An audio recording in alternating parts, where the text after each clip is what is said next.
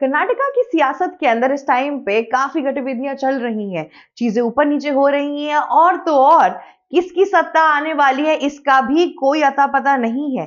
जी हाँ, जैसा कि हमने आपको बताया था कि शिव कुमार ने अब पहल कर दी है कि मुझे बनाओ सीएम, जो तुमने मुझसे इतने साल पहले वादा किया था जब पार्टी कर्नाटका में जीत रही थी तब। क्या सिद्धरामैया नीचे उतरेंगे और डीके शिव कुमार को ये सब कुछ देंगे? इन सब का हमें आंसर चाहिए था, जिसके लिए हम पहुंचे मल्लिकार्जुन खड़गे के पास। जब खड़गे जी के पास पहुंचा गया तो उन्होंने साफ साफ बोला कि देखो, हाई कमांड से ऑर्डर आएगा तब हम आपको कुछ बता पाएंगे।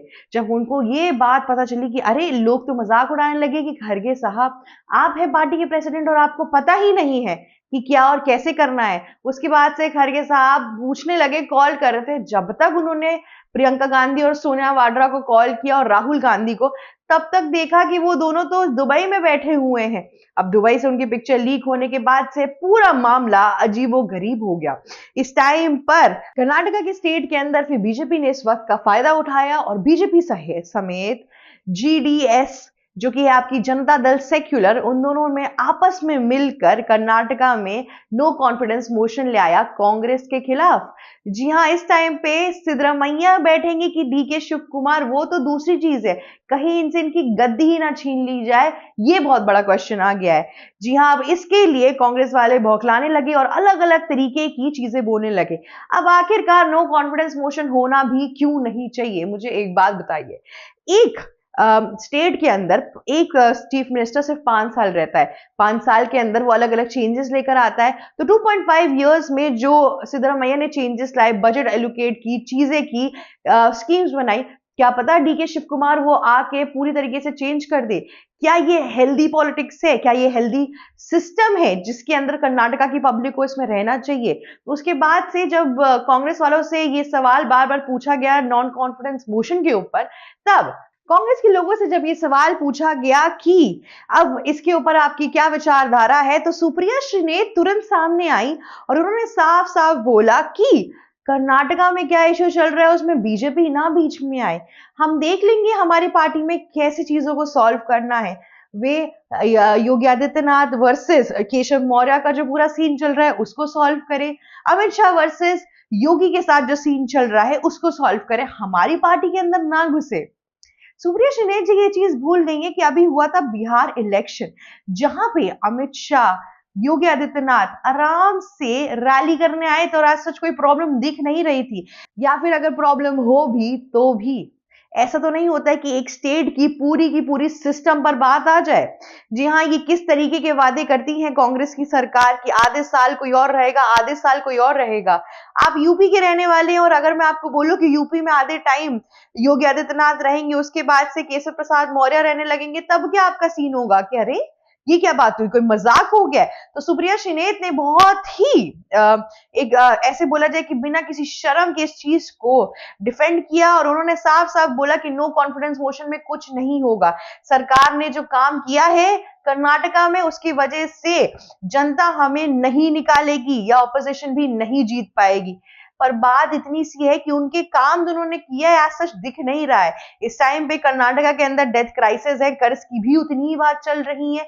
साथ ही साथ आरएसएस की शाखाओं को बैन वैन करने के बाद से कर्नाटका के हिंदुओं पे काफी बड़ा असर आया है और उन्होंने इस चीज को अपने रिलीजियस सेंटिमेंट्स और पर्सनल अटैक की तरह भी लिया है, क्योंकि आरएसएस सिर्फ और सिर्फ किसी रिलीजन से रिलेटेड नहीं है, पर दूसरी ओर अगर आप देखेंगे आरएसएस के अंदर जो मेन चीज है वो हिंदुत्व तो हो ही है ही, पर साथ ही साथ राष्ट्र के हित की ही बात करते हैं वो लोग। और इन सब चीजों की वजह से इस टाइम पे कर्नाटका हॉट टॉपिक बन चुका है।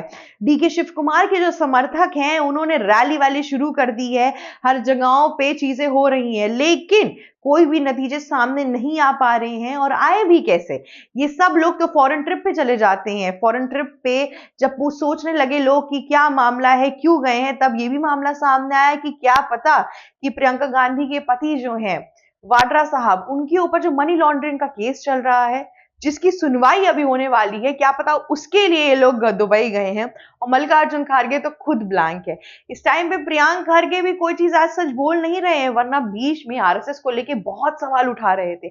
और अब जब उनकी ही पार्टी में इतने मतभेद होने लगे हैं तो चुप्पी साध ली गई है। खैर, इस नो कॉन्फिडेंस मोशन में क्या होने वाला है और कैसी चीजें आएंगी, ये देखना तो बहुत महत्वपूर्ण है। पर उसके पहले देखना ये बहुत इंपॉर्टेंट होगा कि कर्नाटका की जो पूरी योजनाएं और सरकार है वो किस तरफ जाएंगी। क्या नो कॉन्फिडेंस मोशन सफल होगा या फिर सिद्धरमैया एक नई चाल चलेंगे, और क्या पता कि डीके शिव कुमार कर्नाटका के नए सीएम कैंडिडेट बन सकते हैं।